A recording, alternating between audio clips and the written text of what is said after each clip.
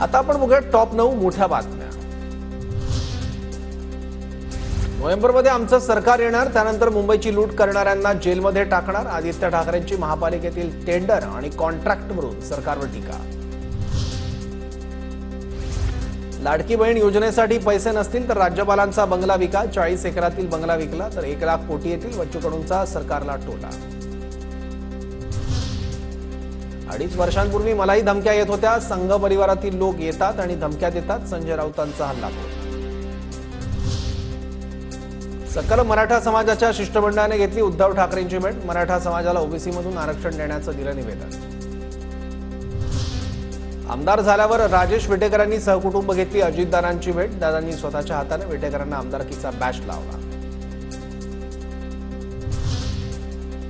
बीडमध्ये भगवान भक्तिगडावर नवनिर्वाचित आमदार पंकजा मुंडेंची पेढे तुला, कार्यकर्त्यांकडून पुष्पवृष्टी। सोलापुरात बच्चू कडूंचे भावी मुख्यमंत्री आशयाचे झळकले बॅनर। बच्चू कडूंच्या दौऱ्याच्या पार्श्वभूमीवर 7 रस्ता परिसरात पदाधिकाऱ्यांची बॅनरबाजी। भाजप चक्रव्यूह तयार करतंय तर आम्ही ते चक्रव्यूह तोडणार। स्वातंत्र्य, संविधान, मनरेगा या माध्यमातून अशी चक्रव्यूह आम्ही तोडली। अर्थसंकल्पावरील चर्चेच्या वेळी राहुल गांधींचा सरकारवर हल्लाबोल। देशाचा अर्थसंकल्प तयार करणाऱ्या अधिकाऱ्यांमध्ये 20 पैकी फक्त 1 मुस्लिम आणि 1 मागासवर्गीय। राहुल गांधींचा हल्लाबोल। अर्थसंकल्पापूर्वीचा हलवा वाटपाच्या कार्यक्रमाचा सभागृहात फोटो दाखवण्याचाही प्रयत्न।